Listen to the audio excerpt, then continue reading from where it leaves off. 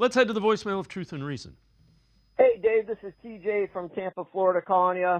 First-time caller, love the show. I hear a lot of talk on the show about if Deshaun Watson stays healthy for 12, 13, 14 games, we should make it deep into the playoffs, and I think most of us would agree with that. I also think a lot of us are not holding our breath for that to happen. Whether Deshaun's shoulder doesn't hold up or another injury happens or maybe the inconsistent play happens. My question is, how much do the expectations really change for this team if, say, Jameis Winston had to jump in there in week 6 or 7 and ride the rest of the season out and take this team into the playoffs?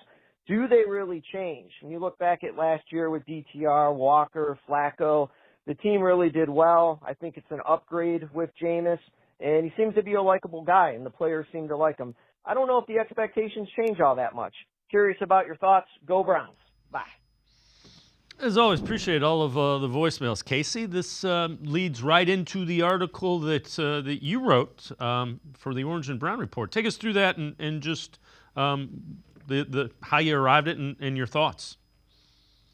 Well, I can tell you how it started, Dave. It started at this show a week ago when we were getting told that the Browns had the 31st best quarterback situation in the league.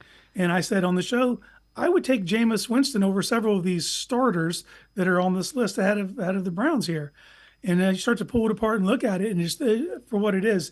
First off, the decision to sign Winston is a dramatic philosophical shift from where this team was at just 1 year ago when they were content going into the season with a 5th-round rookie as the primary backup. So they're hedging their bets. They needed a higher ceiling guy with more experience. But then you look at the player itself. You got a guy who can win from within the pocket, big, tall, strong, the proclivity to push the ball vertically. Well, we already know Kevin Stefanski is comfortable building a game plan around a player with that exact skill set. You look at what Dorsey's worked with, big quarterbacks with strong arms. And I'm not saying he's on the level of athlete of a Josh Allen or a Cam Newton, but Winston is an above average athlete who can give you more than people will give him credit for. And then you just start to look at the cast around him, what's possible. I agree with the caller. If the Browns were to have to turn to Winston for a long duration, my expectations would not change. I would take him over Russell Wilson. I would take him over several quarterbacks that are on our schedule, Daniel Jones or Derek Carr or Aiden O'Connell or Gardner Minshew. I don't think the drop-off's as far as people want to believe it is. The thing with Winston is the thing that's always been with Winston. The same thing that makes him good is the same thing that gets him in trouble. It's his confidence. Jameis Winston has never seen a throw he can't make or a window he can't fit a ball into. So Dorsey and Stefanski have to get him to toe that line between being confident and being reckless. But I think if you can do that, the ceiling is just as high with Jameis Winston as it is with Deshaun Watson. Yes, and I think he's a better fit for what I expect this offense to be than Joe Flacco would have been, which is why they signed him. The off the field that does factor into it with the fans calling for Flacco, and that factors into it.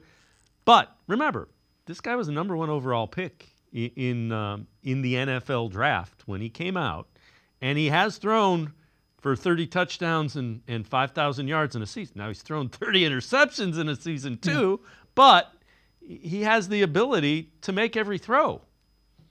Well, he's never not produced. Any season that he started more than 13 games, he's thrown for over 4,000 yards. Like that, he produces. He pushes the ball vertically.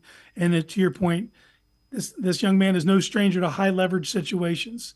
Since the age of 17 at the Elite 11 quarterback, he's been on the national radar, was the top dual threat in the nation coming into college.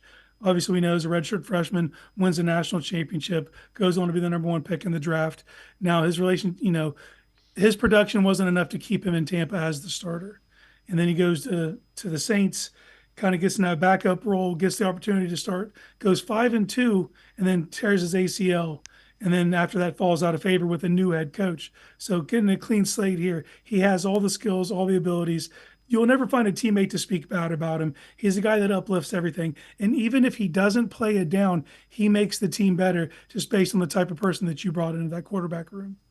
Yeah, I'm with you. I like it, and I think to the caller's point, expectations should still be as high if he has to start games.